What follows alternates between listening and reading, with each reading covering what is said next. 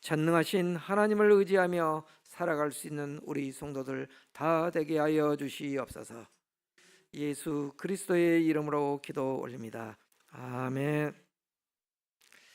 감사합니다. 오늘 하나님께서 우리에게 주신 말씀 보도록 하겠습니다. 여호수아서 17장 14절에서 18절까지입니다. 여호수아서 17장 14절에서 18절까지 말씀. 구약 성경 346쪽입니다.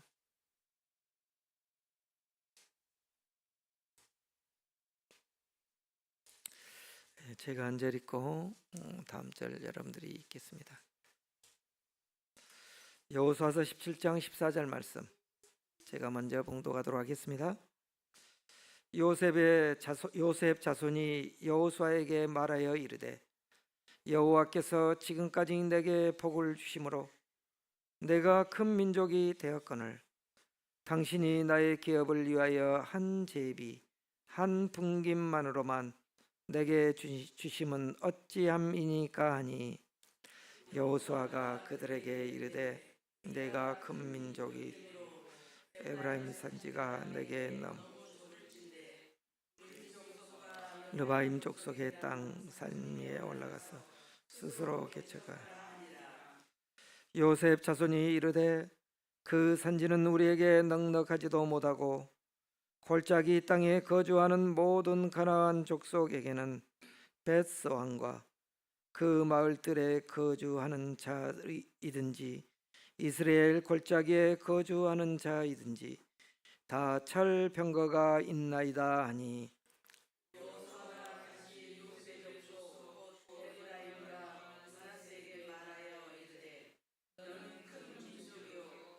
권능인 한 분김 함께 읽겠습니다. 그 산지도 내 것이 되리니 비록 살림이라도 내가 개척하라 그 끝까지 내 것이 되리라. 가나안 족속이 비록 절병거를 가졌고 강할지라도 내가 능히 그를 쫓아내리라 하였더라. 아멘. 여호수아서 16장과 17장은 이제 에브라임 지파와 므낫세 지파의 땅 분배에 관한 내용입니다. 그래서 오늘 읽었던 본문이 그 핵심이기 때문에 그 앞에 나온 내용은 어디 후손들이 어디 땅을 가졌다라는 내용이에요. 그래서 오늘 이 말씀을 중심적으로 나누려고 합니다. 사실 에브라임과 므낫세 지파는 한 지파로 독립적으로 갈 수가 없어요. 원래 이스라엘 12지파는 야곱의 12아들을 중심으로 해서 12지파가 이루어졌거든요. 그런데 요셉의 두 아들만 각기 땅을 분배받은 거예요. 땅을. 얼마나 큰 축복입니까? 12지파로 합류되고 각자 자기 이름으로 지파를 가졌으니까 그러면 감사해야 되잖아요. 은혜에 감사해야 되잖아요. 그런데 오늘 본문을 읽어보면 감사함보다도 불평과 원망을 하고 있는 것입니다. 이 땅 분배 때문에. 사람에게는 얼마만큼의 땅이 필요할까요? 어느 정도 땅이 있으면 될까요?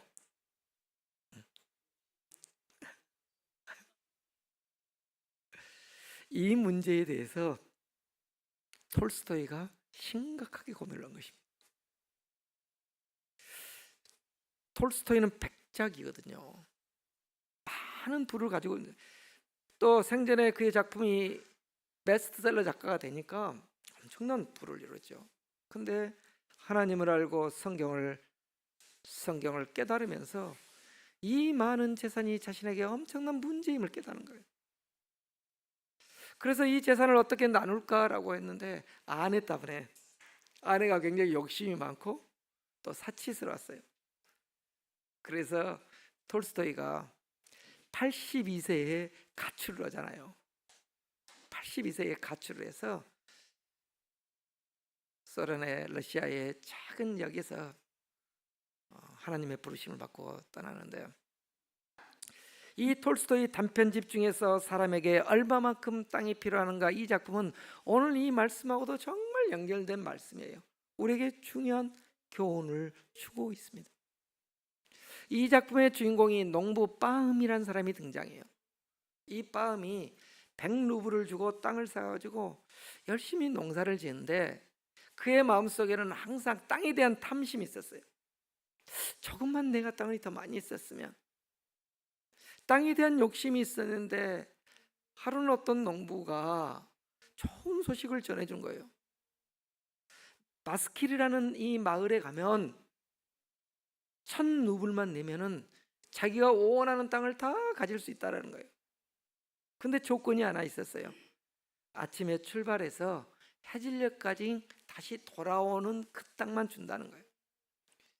촌장의 이야기를 듣고 이 바음이 아침부터 출발해서 열심히 달려가면서 말뚝을 받기 시작합니다. 여기는 내 땅, 여기는 내 땅.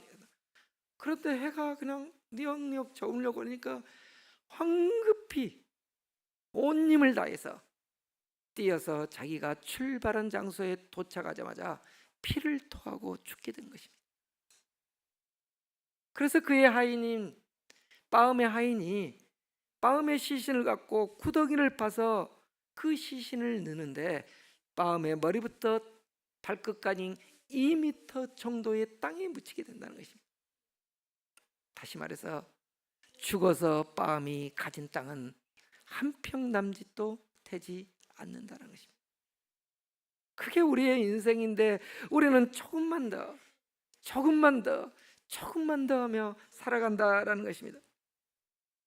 오늘 본문에 등장하는 에브라임 지파가 므낫세 지파도 마찬가지입니다.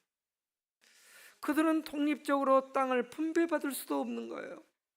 그런데 자기의 조상이고 아버지인 요셉의 믿음의 은혜로 독립된 지파로의 분깃을 가지게 되었다는 것입니다.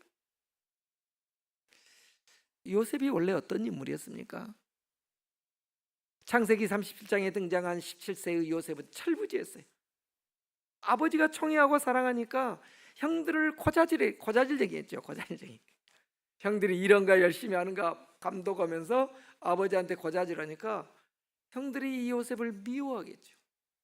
어떻게 하면 쟤를 혼내줄까라고 하다가 결국 이집트의 노예로 팔리게 되고, 그때부터 요셉의 고난이 시작되면서 요셉은 이집트의 왕 파라오의 친위대장인 보디발의 집에 노예로 팔려 들어가서 거기에서도 잘 일해서 신임을 받고 그 집 살림을 담당한 총무가 되지 않습니까?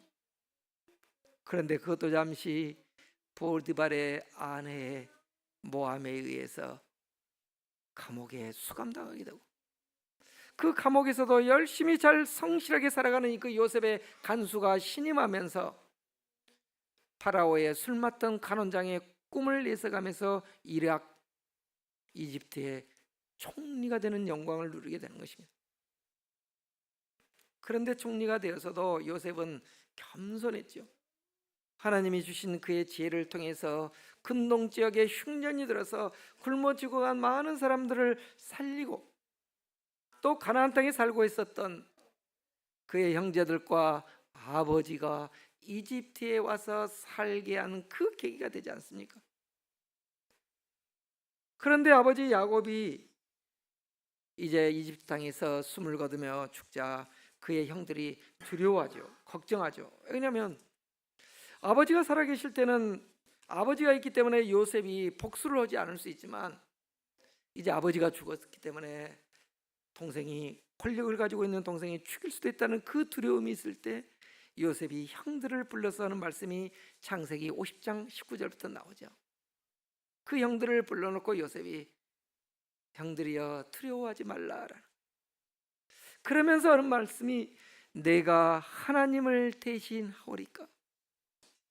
형들은 나를 해하려고 했지만 하나님이 그것을 선으로 바꿨는데 내가 어떻게 형들에게 복수를 할 수 있냐라고 말한 것입니다. 그러면서 형들을 달래면서 형들의 자녀들까지 내가 돌보고 기르겠나이다 라고 말한 것입니다. 얼마나 사랑이 풍부합니까? 하나님을 내가 대신할 게 있습니까?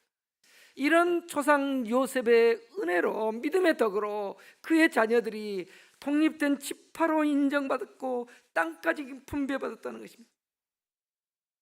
오늘 제가 지도를 올리지 못했지만 우리가 창세기 강의를 들으면서, 설교를 들으면서 에브라임 지파와 므낫세 지파가 땅을, 가나안 땅의 중심부를 받아요. 가장 좋은 땅을 받습니다. 그리고 므낫세 반지파는 요단강 동편에 있는 땅을 또 분배받았습니다. 그러면 어떻게 해야 됩니까? 감사해야 되잖아요. 받을 수 없는 것을 받았기 때문에 오히려 더 감사해야 되고, 엄밀히 본다면 요셉 지파는, 요셉의 후손들은 세 지파의 몫을 받은 거예요. 그런데도 인간은 만족을 못해요. 인간의 욕망이라는 것은 충족되지 않는 거예요. 조금만 더 갖고 싶어 한다는 것입니다. 오늘 그 말씀이 14절 말씀이에요. 우리가 같이 한번 읽어봅시다. 시작. 요셉 자손이 야호수아에게 말하여 이르되 여호와께서 지금까지 내게 복을 주심으로 내가 큰 민족이 되었거늘 당신이 나의 기업을 위하여 한 제비 한 분깃만으로만 주시면 어찌합니까? 하니.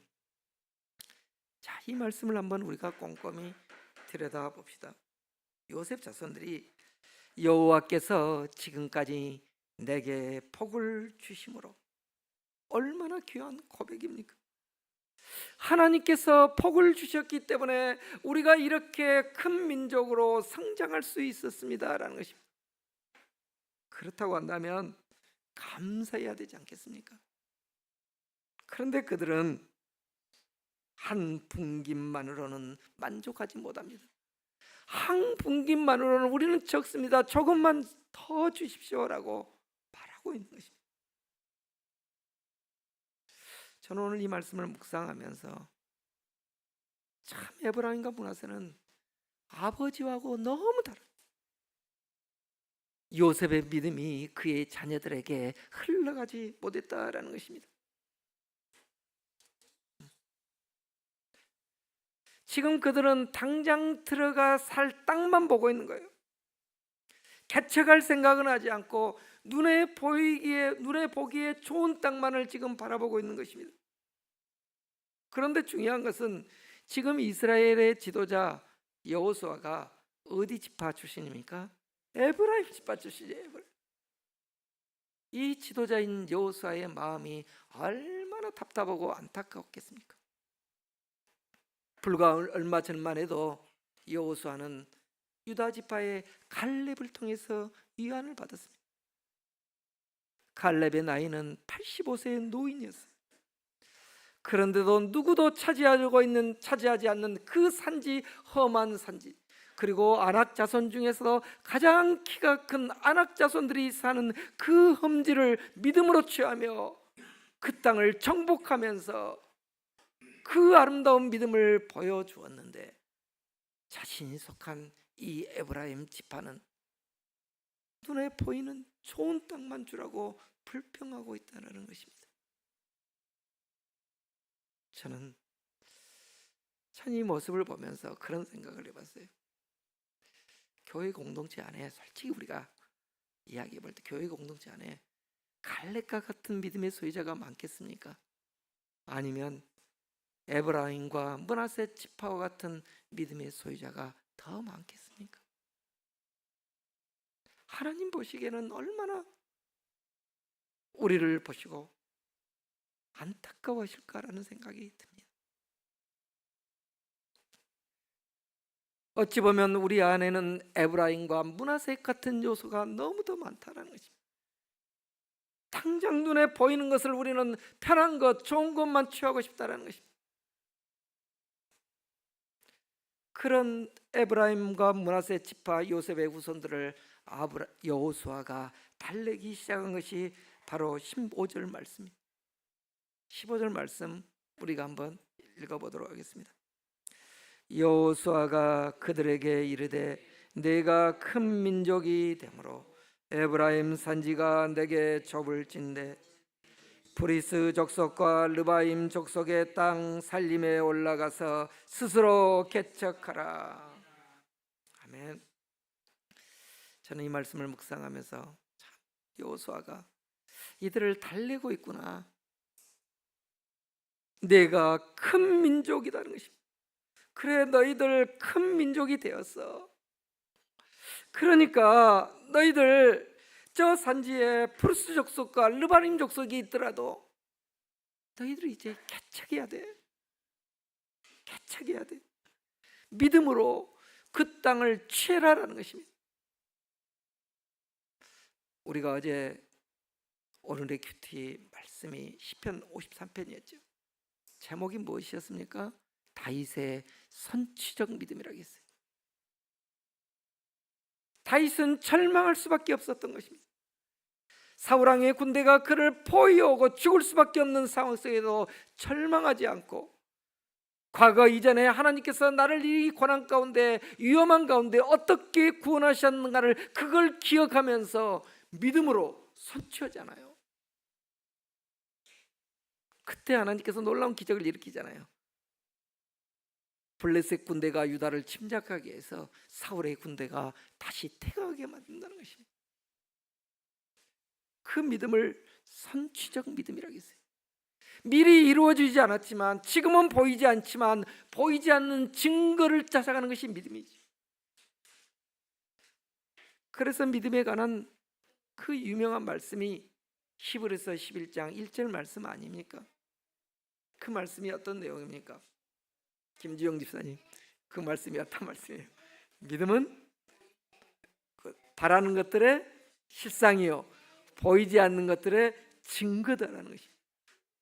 믿음은 바라는 것의 실상이란 말은 뭐예요? 아직 안 이루어졌어. 근데 그 소망이 너무 간절해. 하나님 아니면 이루어질 수 없습니다라는 그 소망이 간절하니까 뭐예요? 실제가 되는 거예요. 실제로 이루어져요. 그리고 지금은 보이지 않아요. 지금은 산만 보여요. 울창한 살림이고 험지어요. 그런데 믿음으로 그 땅을 취할 때 보이지 않는 것들이 보이기 시작한다는 것입니다.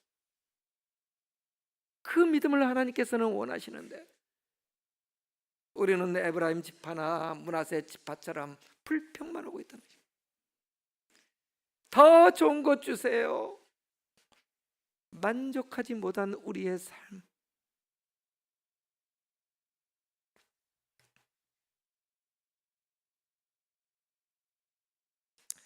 여호수아가 이렇게 달래니까 이 요셉 자손들이 또다시 말합니다. 대꾸합니다. 16절이죠.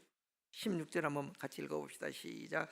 요셉 자손이 이르되 그 산지는 우리에게 넉넉하지도 못하고 골짜기 땅에 거주하는 모든 가나안 족속에게는 벳스왕과 그 마을들에 거주하는 자이든지 이스라엘 골짜기에 거주하던 자이든지 다 철병거가 있나이다 하니, 지금 요셉 자손들이 걱정한 것은 철병거라는 것입니다.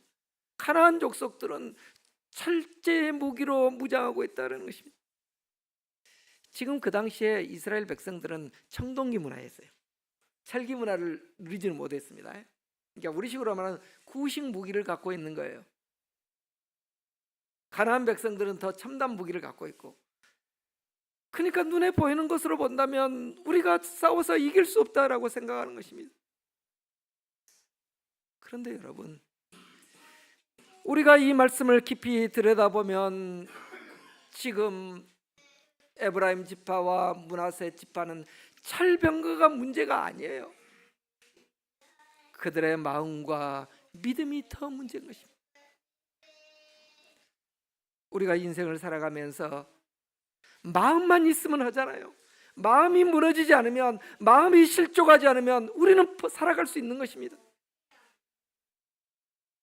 사실 마음 가는 곳에 몸도 가잖아요. 마음이 중요하잖아요. 마음이. 그런데 이 마음이 이미 무너져 있어. 그 마음의 생각이 세상의 생각으로 지배받고 있다는 것입니다. 지난주에도 제가 그 말씀을 드렸는데 우리의 생각을 잘 지켜야 되는데 우리의 생각에 상당 부자는 세상의 생각이 지배하고 있어요. 세상의 정보들. 우리가 기도해도 마찬가지예요. 기도할 때도요, 기도한다고 하나님의 생각만 나온 거 아닙니다. 사탄도 생각을 넣어요. 사탄. 기도에서 저 이렇게 했습니다. 막 그럴 때 잘 분별해 봐야 돼요. 그래서 기도하면서도 주는 생각이 사탄이 주는 것인가 하나님이 주는 것인가 보려면 그 생각의 뿌리를 봐야 돼요. 뿌리를. 그 뿌리 근원이 어디서 온 것인가. 기도하는데 누가 떠오르면서 원망과 분노가 나온 것은 하나님이 주신 생각이 아니에요. 누굴 판단하게 하고 하나님이 주신. 하나님의 생각은 항상 나를 보게 하는 거예요. 나의 허물이 더 크게 보고 안타깝게 보고 긍휼하게 보는 것이. 그게 바로 하나님의 생각이에요. 갈렙은 하나님의 생각으로 충만했던 것입니다. 왜? 하나님의 말씀이 그 안에 살아있기 때문에 하나님의 생각으로 믿음의 눈으로 보니까 저 산지가 내 것이라고 보는 것입니다. 험악하지.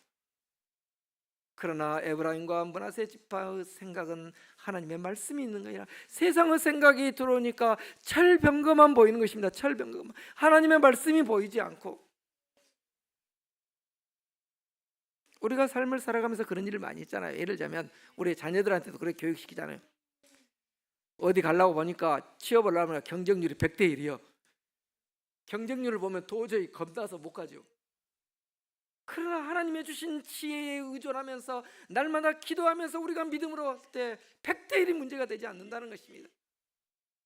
하나님이 일하시기 때문에. 근데 우리는 이미 세상의 정보와 세상의 생각에 지배당해서 눈에 보이는 것을 보면서 두려워할 수밖에 없다는 것입니다. 그래서 여호수아가 그들을 향해서 17절과 18절에 다시 이야기합니다. 우리가 17절과 18절 말씀 함께 봉독해 봅시다. 시작. 여호수아가 다시 요셉의 족속 곧 에브라임과 므낫세에게 말하여 이르되 너는 큰 민족이요 큰 권능이 있은즉 한 분깃만 가질 것이 아니라 그 산지도 내 것이 되리니 비록 살림이라도 내가 개척하라 그것까지 내 것이 되리라. 가나안 족속이 비록 철병거를 가졌고 강할지라도 내가 능히 그를 쫓아내리라 하였더라. 아멘. 여러분 이 말씀 묵상하면은 여호수아의 마음이 좀 느껴지죠. 느껴지잖아요.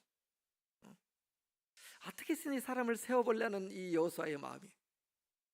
그래서 그래 너희는 큰 민족이야. 너희에게는 큰 권능이 있어 라고 그들을 세우는 거예요. 너희는 하나님께서 큰 민족이고 너희에게 권능을 줬는데 왜 그 권능을 믿음으로 쓰지 못하냐는 것입니다. 이미 너희에게 주었는데 왜 믿음으로 나가지를 못하냐는 것입니다. 이 여호수아의 마음속에서 저는 십자가에 달리기 전 주님의 마음이 많이 느껴지더라고요. 주님께서 그토록 이야기를 해도 제자들은 이해하지 못한다는 것입니다. 받아들이지 못한다는 것입니다.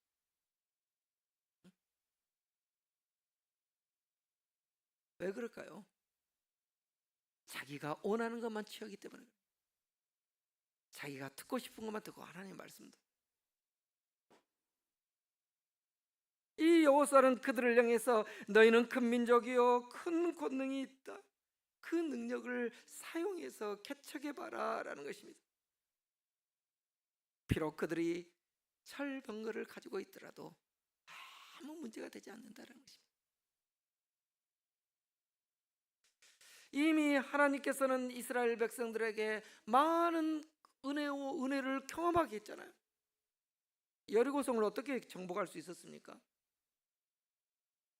하나님의 말씀에 순종해서 성을 7바퀴 돌 때 그 견고한 여리고성이 무너짐을 경험했던 거예요. 그들이 칼과 화살로 그들을 정복했습니까? 그렇지 않았잖아요. 아이성 전투도 마찬가지잖아요.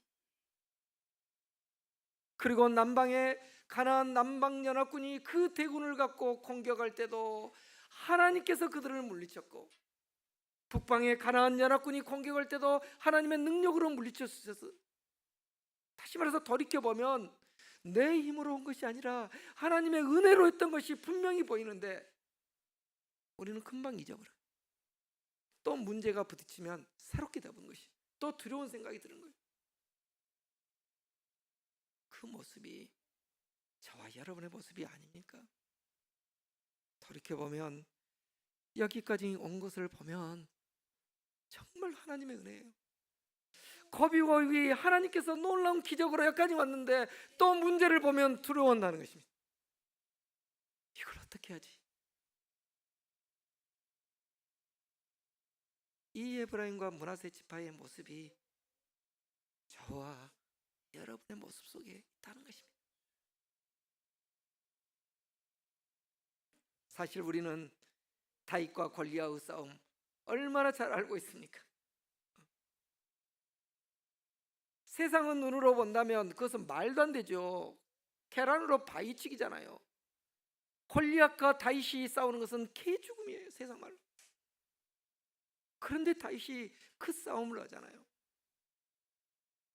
다윗이 참담 무기로 싸웠습니까?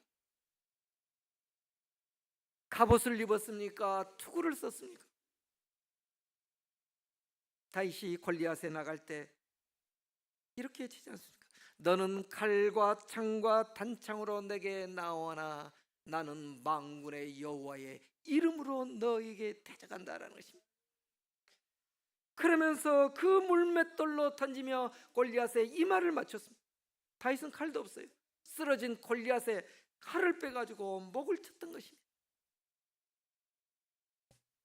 우리는 이 다윗과 골리앗의 싸움 너무도 잘 알고 있어요. 그런데 그 믿음을, 다윗의 그 믿음을 우리가 삶으로 살지를 못한다는 것입니다. 알고는 있는데 삶으로 살아가지를 못한다는 것. 그러니까 능력이 우리의 삶 속에서 능력과 기적을 경험할 수 없는 것입니다. 그래서 하나님의 말씀이 믿어져야 되는 것입니다. 믿어지는 은혜가 있어야 하는 것입니다. 지금 이 에브라임과 므낫세 지파들이 눈에 보이는 이 짧은 것만 보고 두려워하며 염려하는 모습이에요. 주님께서 이제 십자가에 달리기 전에 얼마 전에 변화상에서 변모하시잖아요. 변모하고 그때 베드로와 야고보와 요한을 데리고 갔다가 내려와 보니까 이 나머지 있는 제자들이 귀신 들린 한 아이를 치유하지 못하고 막 전전긍긍하고 있는 것이. 그랬을 때 주님께서 그들을 보시면서 안타까운 말씀을 하세요. 뭐라고 하십니까? 믿음이 없는 세대여, 내가 얼마나 너희와 함께 있으며 내가 얼마나 참으리라. 이제 내가 떠나가야 되는데, 내가 너희를 남겨두고 이제 십자가에 달려서 죽어야 하는데 너희들 언제까지 믿음이 성장하지 않고 있냐라는 것입니다. 우리의 믿음이 성장해야 되는데 그 상태로만 머물고 있다는 것입니다. 왜 그럴까요? 주님이 그토록 여러 번 말씀하셨어요. 이제 인자가 예루살렘에 들어가서 장로들에게 사기관들에게 고난을 받고 십자가에 못 박히고 죽임당하고 부활한다는 이 고난의 십자가를 이야기해도 그들의 귀에는 이 말씀이 전혀 안 들어와요. 왜? 좋은 것만 들어와요. 일단 예루살렘 가서 영광의 자리에 앉는 것만 목적이지, 사실 우리가 주님의 말씀만이 아니라 우리가 일상적인 삶도 그래요. 사람들이요, 자기가 원하는 말만 들어보더라고요. 이게 문제라는 것입니다. 특히나 하나님의 말씀은 자기에게 이루하고 자기의 이루어가 되는 말씀만 받아버리면 믿음의 성장이 전혀 없다는 것입니다. 주님이 너무도 이 제자들의 모습을 보면서 안타까워했어요. 그래서 그 아이를 불러가고 귀신을 쫓아내주죠. 그러니까 제자들이 주님께 왜 우리는 못 옵니까? 왜 우리에게는 이런 능력이 안 나옵니까? 라고 물었을 때 주님이 어떻게 말씀하십니까? 기도 외에는 다른 것으로는 이런 종류가 나올 수 없다는 것입니다. 기도 외에는 능력이 나오지 않는다는 것입니다. 우리가 기도할 때 말씀이 내 삶이 되고 기도할 때 능력이 나온다는 것입니다. 그러므로 우리는 쉬지 않고 기도해야 됩니다. 쉬지 않고. 그런데 쉬지 않고 기도하는 것이 참으로 힘듭니다. 참으로 힘들더라고요. 이스라엘의 마지막 사사였던 사무엘이 고별 선교를 할 때 그 유명한 설교를 하잖아요. 이스라엘을 위해서 기도하기를 쉬는 죄를 범하지 않겠다라는 것입니다. 기도하기를 쉬는 것은 죄라는 것입니다. 왜 기도하지 않으면 죄가 될까요? 기도하지 않으면 우리의 생각에 세상의 시험과 세상의 생각들이 들어와요. 시험 들게 받는다는 것입니다. 그렇기 때문에 기도하지 않으면 죄에 빠진다는 것입니다. 그래서 늘 깨어서 기도해라는 것입니다. 쉬지 말고 기도하라는 것입니다.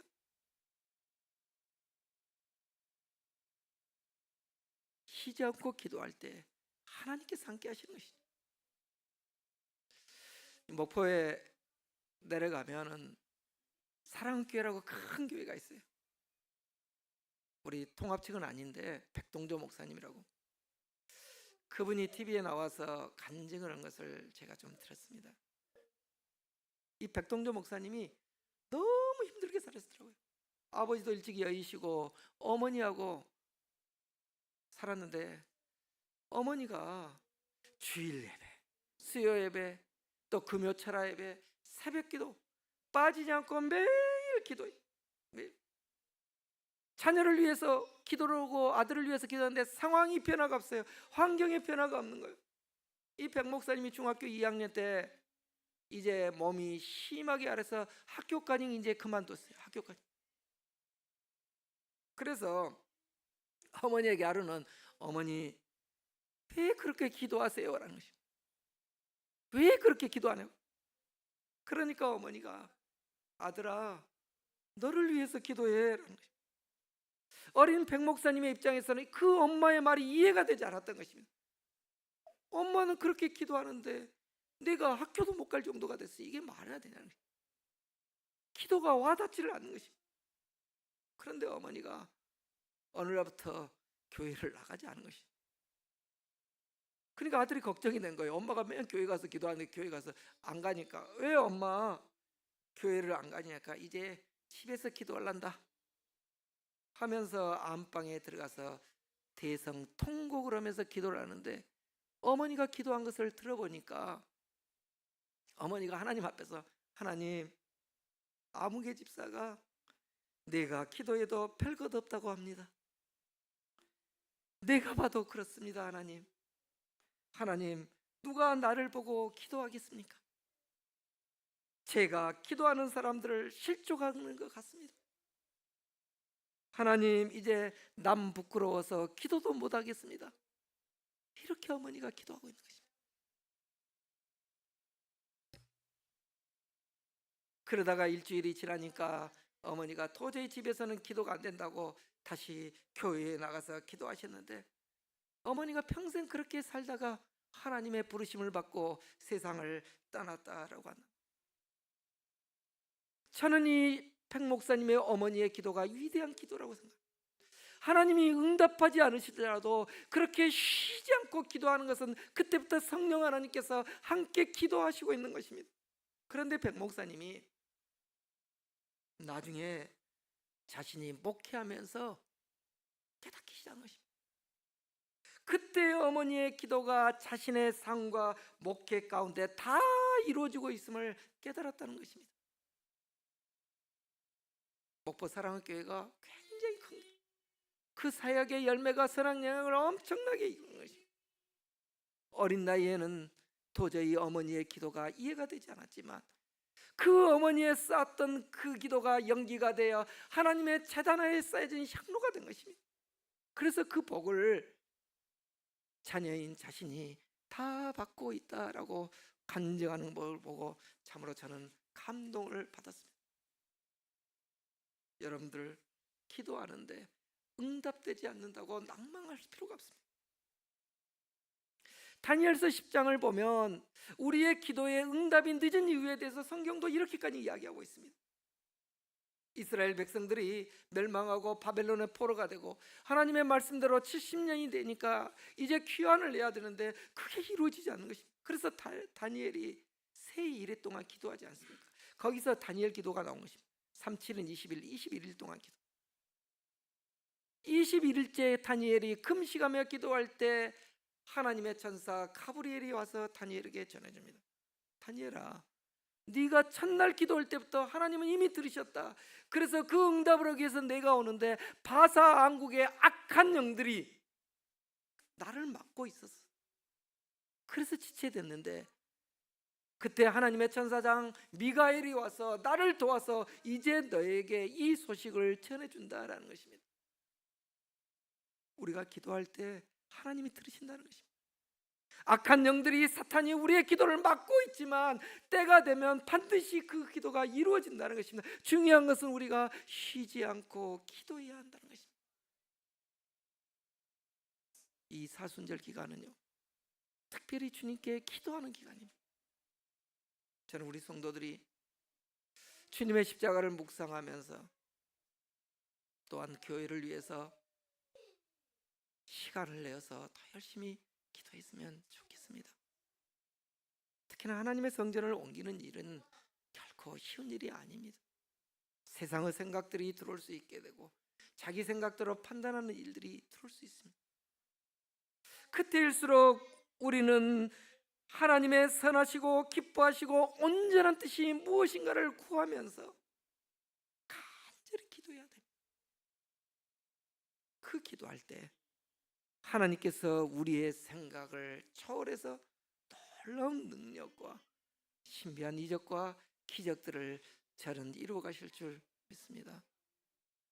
기도하시겠습니다. 오늘 주신 말씀을 묵상하면서 우리가 함께 기도했으면 좋겠습니다. 혹시 기도는 하는데 하나님께서 응답되지 않는다고 마음속에 실족감을 갖습니까? 쉬지 않고 기도할 수 있는 능력을 주시라고 기도하시기 바랍니다.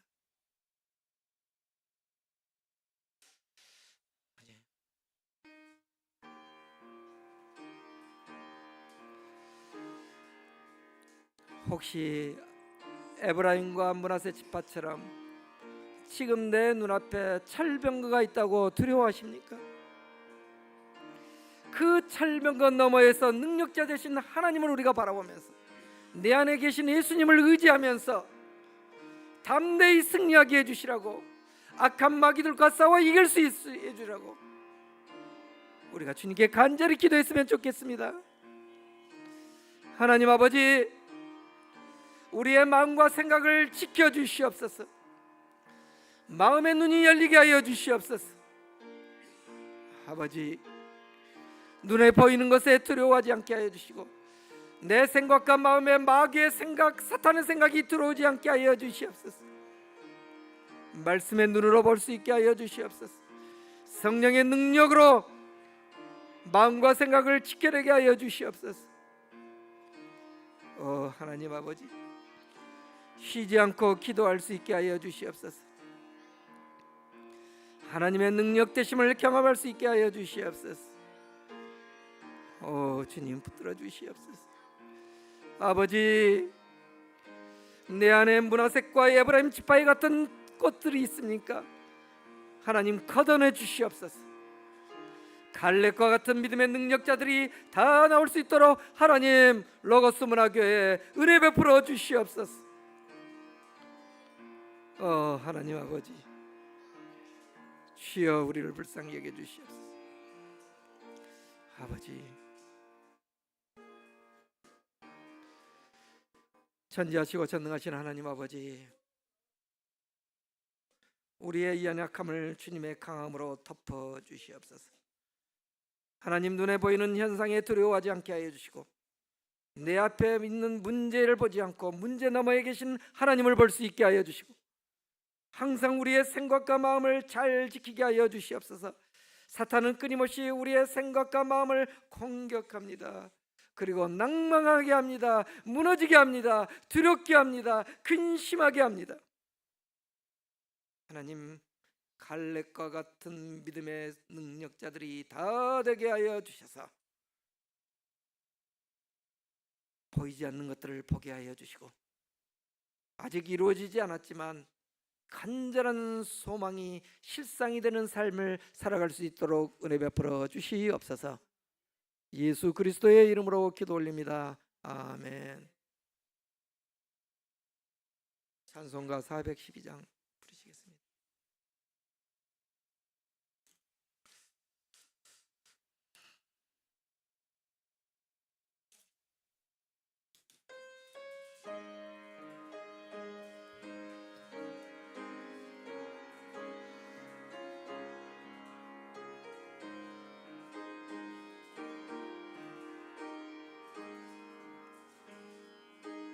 내 영혼을 극히 깊은데 맑은 가락에 올려나니 하늘 곡조가 언제나 흘러 내 영혼을 덮은 산에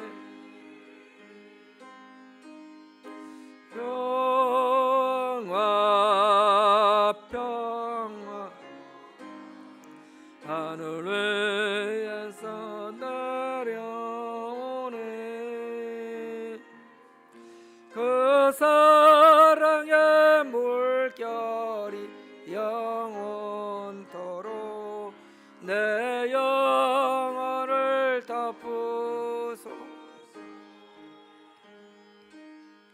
내 마음속에 솟아나의 평화 깊이 묻힌 보배로다.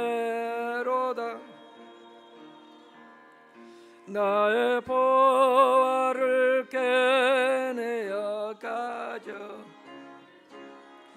그 아무도 없으리라.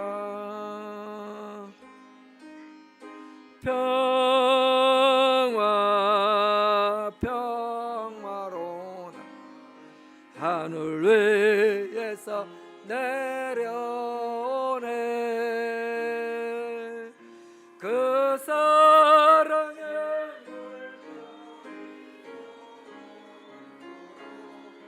내 영혼을 덮으소. 내 영혼의 평화가 넘쳐나 주의 큰 복을 받음이라.